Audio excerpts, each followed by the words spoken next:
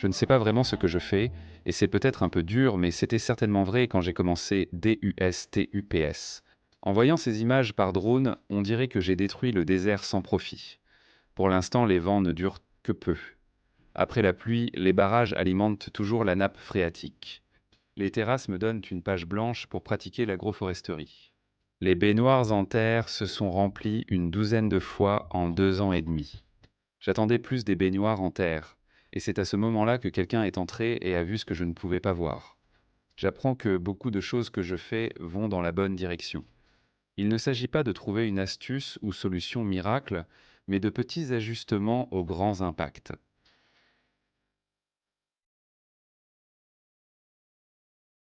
Je veux dire, la première chose que j'ai remarqué, c'est où allait l'eau. Vous savez, en supposant que l'eau déborde ici, ce que je ferais, c'est mettre un autre bassin juste là pour récupérer le trop-plein.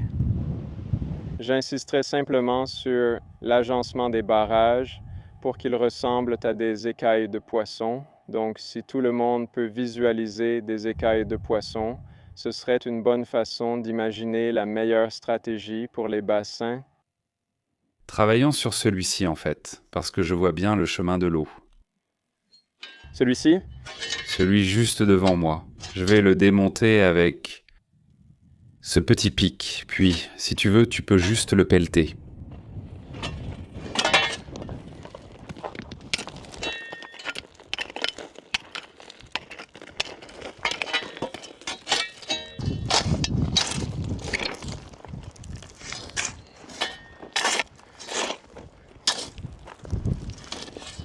Tu as servi dans le corps de la paix en Zambie, dans une région assez isolée.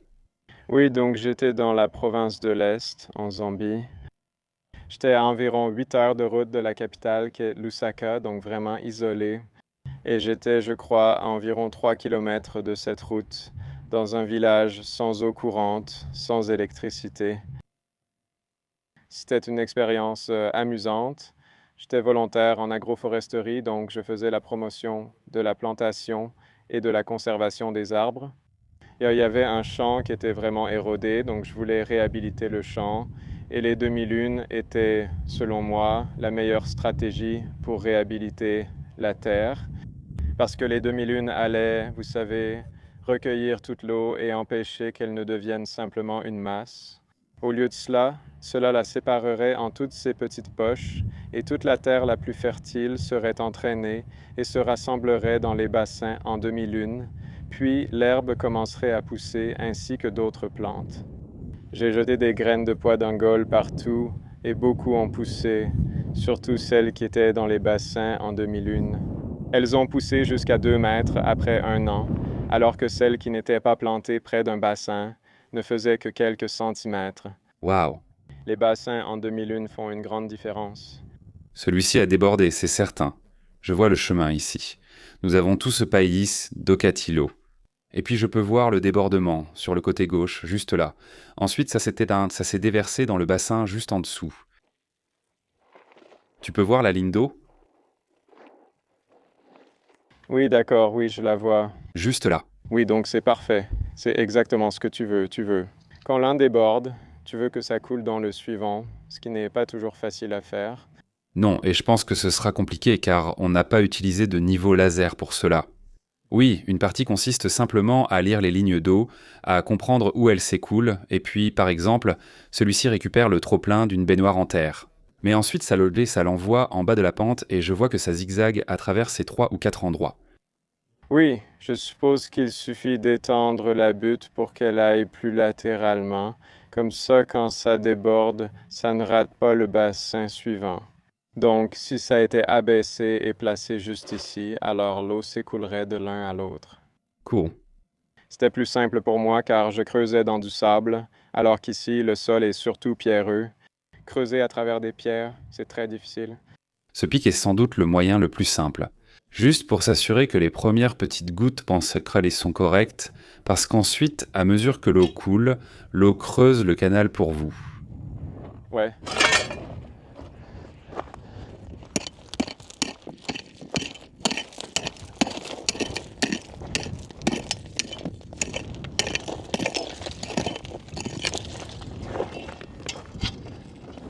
Donc juste ici, c'est là d'où, tu sais, on récupère le matériel, parce que ça n'a pas vraiment de sens d'avoir ce petit monticule sur le côté.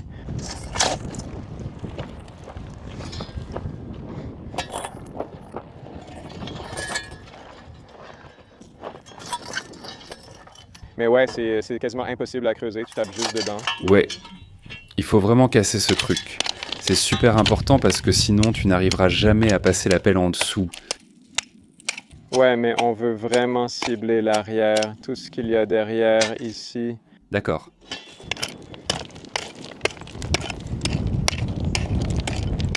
Parfait, maintenant c'est pelletable.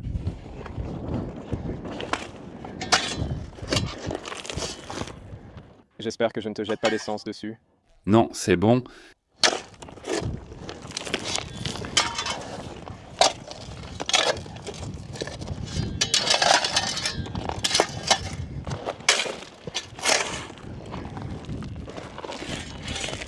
Oui, le fait de le diviser aide vraiment. J'ai déjà de l'expérience.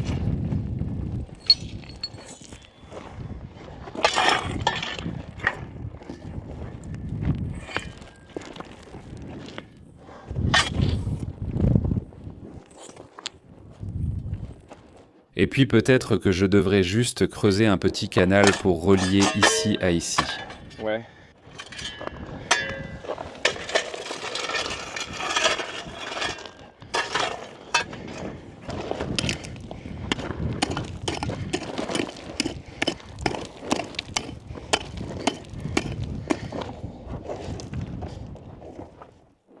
Je veux être sûr que l'eau va vraiment passer du premier coup.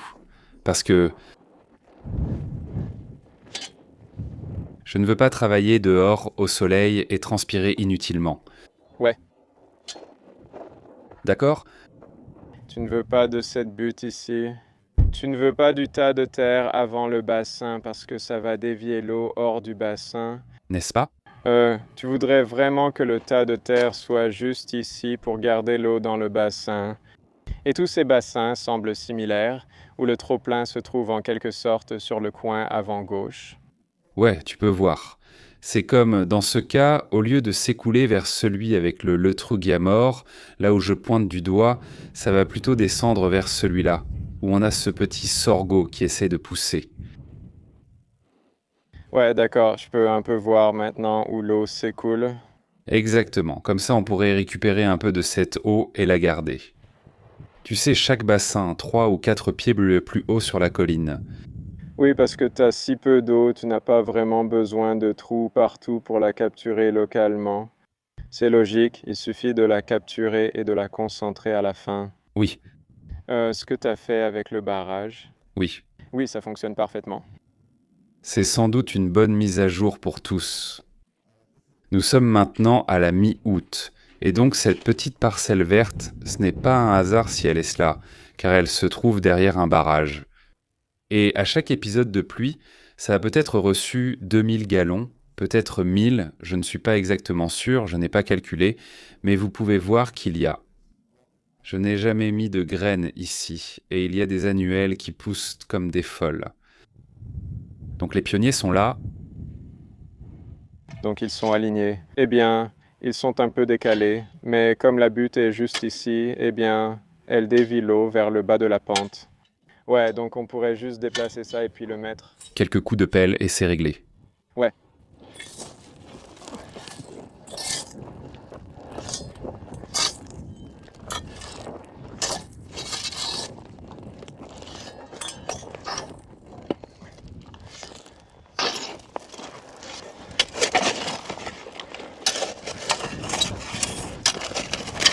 Voilà.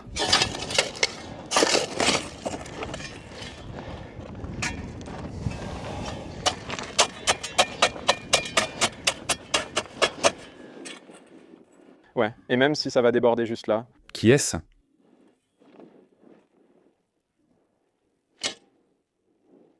Je ne sais pas si c'est la police des frontières.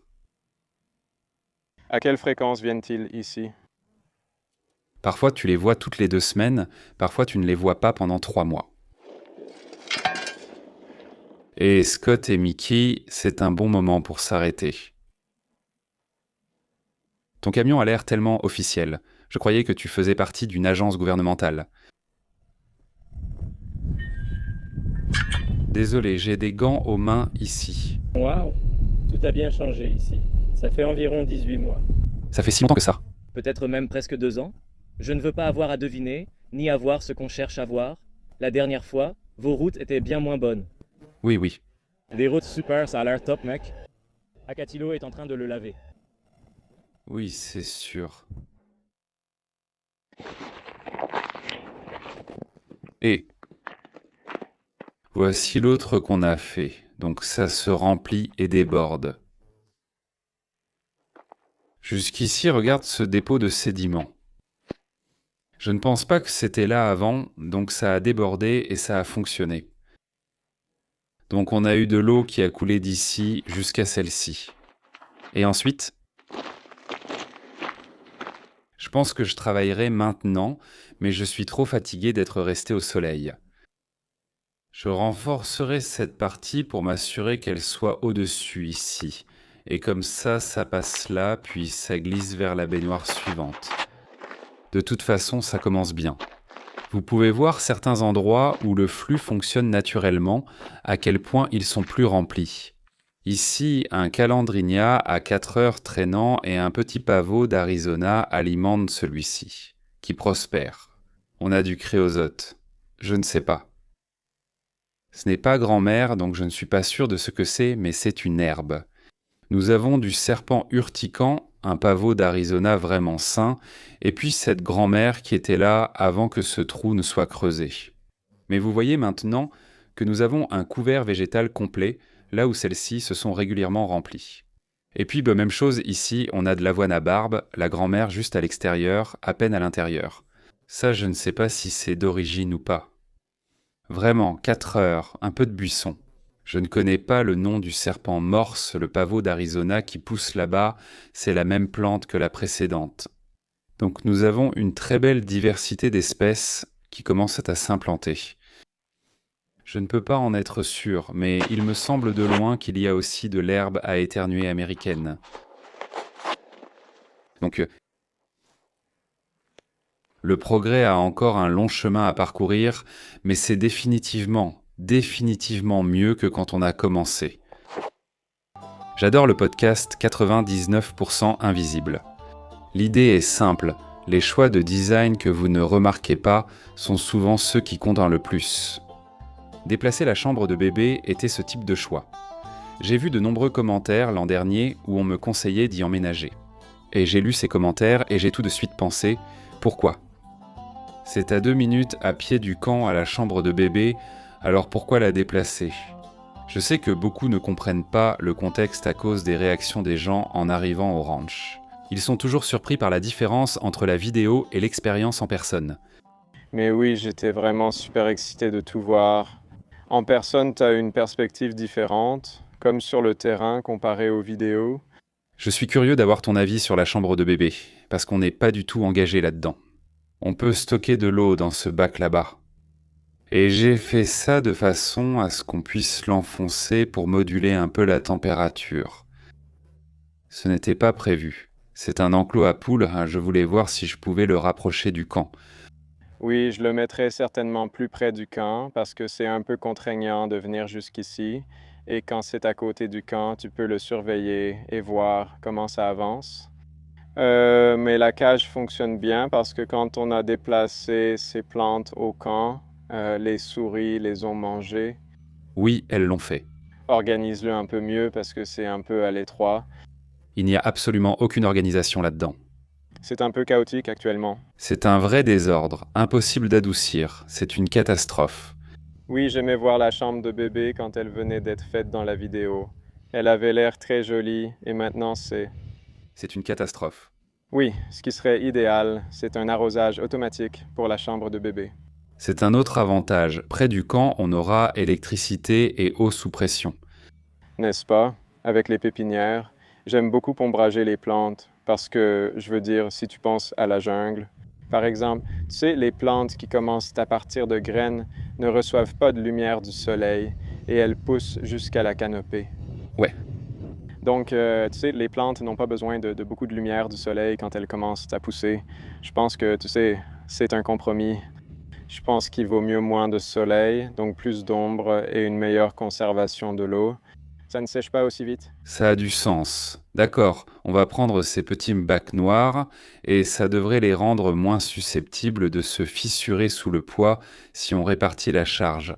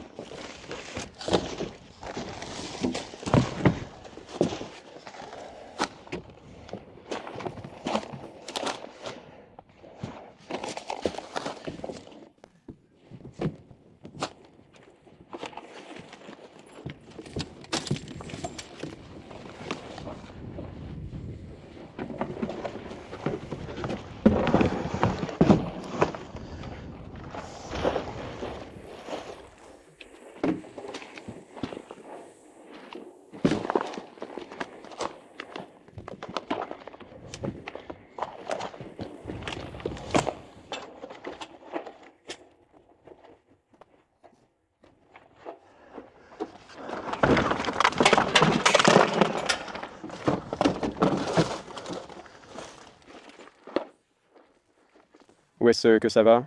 Au-dessus de la remorque? D'accord, je pense que je dois faire demi-tour. Vas-y et laisse-le se plier. D'accord, et maintenant je vais le déplacer de ce côté. Vas-y, passe de l'autre côté et soutiens-le simplement.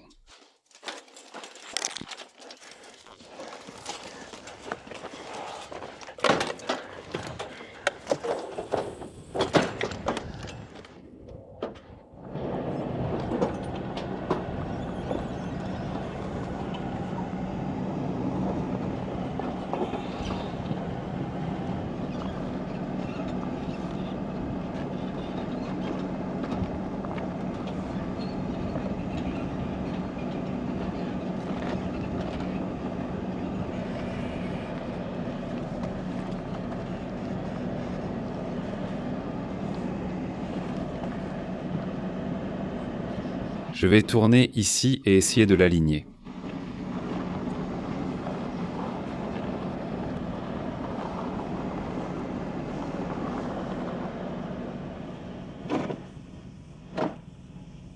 Totalement homologué pour la route maintenant. Mettons-le simplement en place. Alors, replie-le vers toi. Et fais-le simplement avancer et soulève-le. Voilà, et il s'est accroché quand j'ai poussé vers moi, voilà. D'accord, et puis doucement, doucement, vas-y, arrête si tu peux. D'accord, Mickey et moi, on va reculer jusqu'à ce que nos dos touchent ce mur blanc.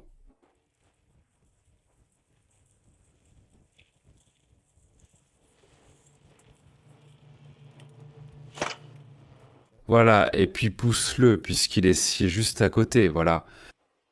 La crèche.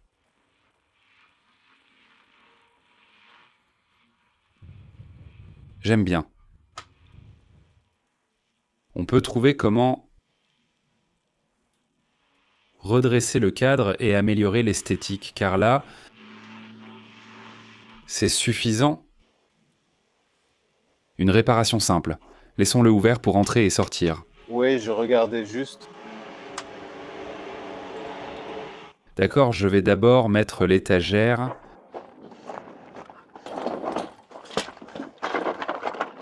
Adieu mon coin salon. Ouais, exactement. Tu penses savoir comment me faire vérifier les plantes. C'est comme si je mettais toutes les plantes à l'ombre, et maintenant tu dois les regarder. Ouais, je veux dire, ça marche. Je veux dire, ça a plus de sens parce que c'est aussi plus près de l'eau. Ouais, ben c'est ça le truc, c'est que ce n'est pas seulement plus près de l'eau, mais de l'eau sous pression, donc c'est plus facile de s'en occuper. Ouais, c'est bien parce que maintenant ça bloque le soleil du sud et de l'ouest. Donc maintenant on peut mettre tous ces pots du côté est, où ils ne recevront que le soleil du matin et les ultraviolets ne vont pas les dégrader. Et puis à terme on pourra avoir des étagères et des tables. Et si on avait l'établi de Ralphie en bon état, je le déplacerais juste ici et Ouais, bon. il a été réutilisé. Je vais mettre des choses ici. Tu as fabriqué toute la terre? Oui, moi, Brandon et Daniel. C'est de la baie de Goji, je vais donc la mettre dedans.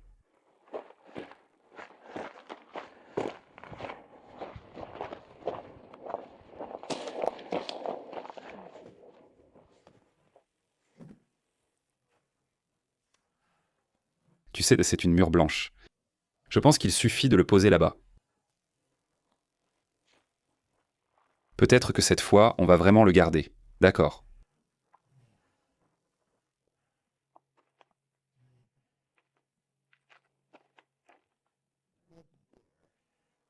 Celui-ci doit vraiment sortir et aller dans son propre petit pot. D'accord, donc ça c'est l'acacia doux non germé, et ça c'est l'acacia doux germé. Et ce que je vais faire,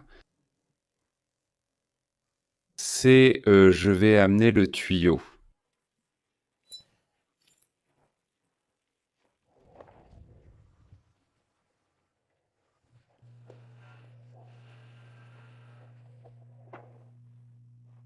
Celui-ci a aussi germé.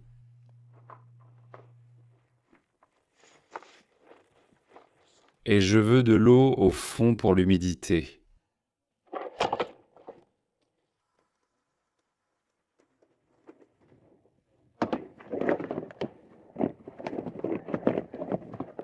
Daniel, donc le système c'est non germé, acacia doux, germé, acacia doux. Soulève le couvercle, vérifie l'eau au fond, et si elle est là, le sol sera humide en surface. D'accord. Et je vais tout étiqueter maintenant. C'est une bonne idée. Donner un conseil à quelqu'un qui n'est pas conscient d'avoir un problème ne sert à rien. Déplacer la crèche est l'un de ces choix de conception dont 99% des avantages m'échappaient. Mais maintenant que la crèche est au camp, je suis convaincu et j'y vais tout le temps. C'est un endroit où je peux passer du temps dehors, mais je suis sous la toile d'ombrage. C'est un espace très accueillant et il est facile d'y entrer. En partie parce que j'aime vraiment travailler avec les plantes. Je vois maintenant 99 raisons pour lesquelles déplacer la pépinière était un excellent conseil. Je vais ravaler ma fierté et te demander quelle est la chose qui te rend fou et que tu penses que je devrais faire. Mais ne me donne pas la réponse. Dis-moi pourquoi c'est un vrai problème, fais-moi m'en soucier, fais-moi comprendre, c'est un problème. Tout ça, c'est à cause de toi qui m'as fait tout réorganiser, alors merci maintenant parce que j'ai dû tout refaire depuis le début. Tout semble très organisé à l'entrée, avec un carreau et une rangée. On pourra facilement mettre une douzaine de bacs là-dedans, peut-être même plus, où tout sera accessible et organisé, non? Et on passe de la germination comme de la pré-germination, où on contrôle l'humidité, et puis celles sans couvercle sont celles qui ont germé. Donc il y a un système, c'est organisé. Prochaine étape, définir le planning de production, c'est-à-dire combien de plants il me faut et à quelle période. Je suis en train de le déterminer. Ouais, je veux dire, ça a l'air super. Ça a l'air super organisé. Merci. Oui, je voulais te le montrer, car tu as été l'impulsion. Avant de te montrer la clôture vivante que Blaise a créée de lui-même, je veux l'aider car il a eu un grand impact sur le ranch durant sa semaine ici. Blaise a passé 2 ans au corps de la paix. Il vient d'obtenir un master en économie quantitative et il cherche un emploi. Si vous cherchez quelqu'un capable de prendre en charge des projets, qui est très motivé et qui sait mener les choses à bien, donnez-lui sa chance. Blaise est un spécialiste des algorithmes. Il veut résoudre et simuler des problèmes. L'idéal serait de concevoir des jeux, mais il a aussi mené plusieurs projets personnels par intérêt. Nous étions assis ici à discuter, et Blaise a passé 80 heures à créer son propre ensemble de données, en comparant l'anglais et le nyanja, qui est la langue qu'il devait parler dans le corps de la paix. Il pourrait ainsi passer à l'étape suivante et construire un modèle. Ce que je veux vraiment faire, c'est l'utiliser pour les personnages non joueurs, afin que vous puissiez communiquer avec eux dans un jeu. C'est ça, la véritable intention. D'accord?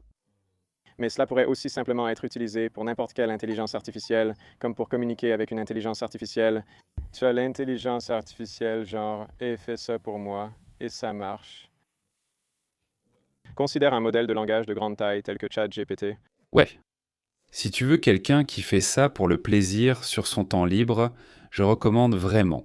Blaise parle vraiment mon langage de geek, et il aime les données, il aime l'analyse, il aime les algorithmes. Si tu recherches un développeur quantitatif junior ou d'algorithme, donne une chance à ce gars, on affichera ton site web à l'écran, c'est le meilleur moyen de contacter Blaise. Ou si tu connais une opportunité, ce gars-là est sur le marché. Tu veux me faire une visite pendant que tu termines? Bien planté la Catillo. Oui.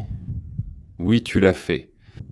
Donc la Catillo a été récupérée dans la zone qui allait être rasée. Il a donc été sauvé pour fabriquer la clôture. Il n'y en avait pas assez pour faire un mur vraiment épais, c'était assez clairsemé, alors je l'ai complété avec des branches mortes d'acatillo. Maintenant, j'arrose bien. Au début, j'ai mis du charbon de bois au fond. J'espère qu'elles vont absorber un peu d'eau et retenir l'eau là où les racines finiront par pousser. Et maintenant, j'arrose. Maintenant. Je dois vous demander, vous savez, à propos de l'hydrogel, mais j'ai l'impression que vous ne l'aimez pas. Oui, je veux dire, vous m'avez convaincu que ça marche. En venant ici, j'étais plutôt anti-hydrogel. Je pense que ce n'est pas une bonne idée. Comme quelqu'un l'a commenté sur ta vidéo, il n'y a aucune preuve que ça fonctionne, mais il semble que... C'est évident, ça marche à 100%. Donc je crois maintenant que ça fonctionne, mais j'espère toujours qu'il existe une alternative. Je voudrais une alternative. Pour moi, la raison pour laquelle j'ai choisi l'hydrogel, c'est pour la durée pendant laquelle il retient l'eau dans le sol. C'est 20 fois plus rentable par heure de rétention d'eau que n'importe quelle alternative organique. Oui, aussi j'imagine que c'est beaucoup plus léger que du charbon mélangé avec de l'eau. Le charbon retient 3 fois son poids en eau, l'hydrogel 100 fois. Waouh, ok, grande différence. J'adore le biochar I. Il a des avantages supplémentaires, comme la vie microbienne, et c'est un puits de nutriments, mais l'hydrogel retient beaucoup plus d'eau. Ouais, je pense que j'ai un a priori contre son usage parce que c'est du plastique issu du pétrole, autant que je sache. On m'a dit, et je ne suis pas un expert, que ce n'est en fait pas un plastique. D'accord, je ne connais pas la différence chimique entre les plastiques, mais un gars qui a fait son doctorat en hydrogel et qui est professeur en génie chimique a dit que ce n'est pas un plastique. Et j'ai dit ah, d'accord. Et il a dit quand ça se décompose en ce que les gens appellent des microplastiques, c'est en réalité juste un micro-hydrogel. D'accord, donc c'est petit, mais je l'ai ajouté pour mettre de l'eau dans le sol, oui, et ça retient simplement l'eau dans le sol. Donc je me dis ça me va. N'est-ce pas? Ouais, je ne suis pas chimiste. Ouais. Si le chimiste titulaire d'un doctorat dit que c'est bon, alors je le crois sur parole. Je suis sûr qu'il y a un autre chimiste titulaire d'un doctorat quelque part, en train de taper furieusement un commentaire pendant qu'on parle. On le saura sûrement dans 100 ans. D'accord? Donc la motivation derrière tout ça, c'est parce que Daniel travaille sur l'espace salon, à la base. Donc on a planté quelques arbres et des cactus, avec ton aide. Et puis, on a déjà ces plates-bandes qu'on a faites lors d'un séminaire l'année dernière avec Centropic Solutions, qui fonctionnent vraiment bien. Et maintenant, on a cette clôture parce que tu voulais sauver Locatilo. Nous allons déplacer les panneaux solaires et les mettre là où nous avons nivelé le terrain. Tu as déblayé la broussaille pour l'utiliser, puis on dégagera cette zone. Tu avais aussi suggéré que ce serait idéal pour planter des arbres sans gêner les futurs projets de construction. Oui, je pense que ça va vite devenir un beau jardin. C'est bien plus simple quand l'eau est là. Oui.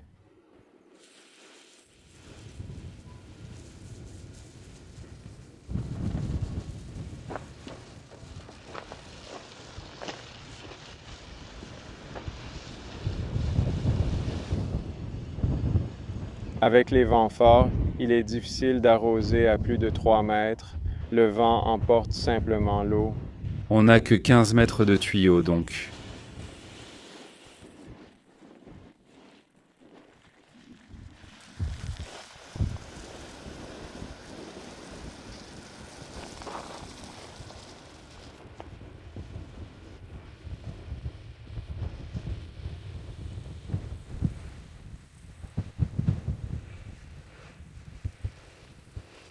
Je ne peux même pas t'atteindre avec le tuyau à cause du vent.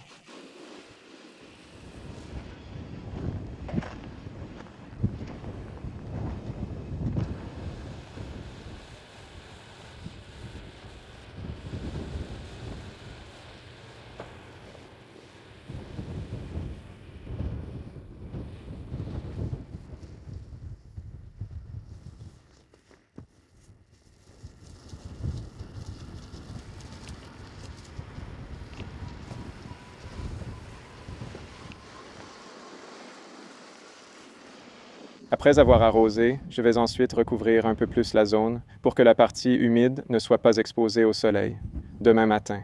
Super. Oui, donc j'espère que l'eau restera sous terre. Juste un tout petit peu. Ouais.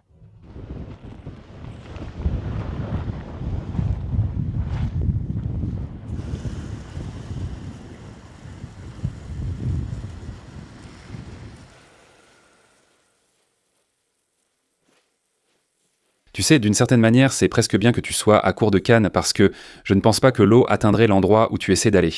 Je pense que c'est littéralement la distance maximale à laquelle tu peux amener l'eau. Oui, exactement.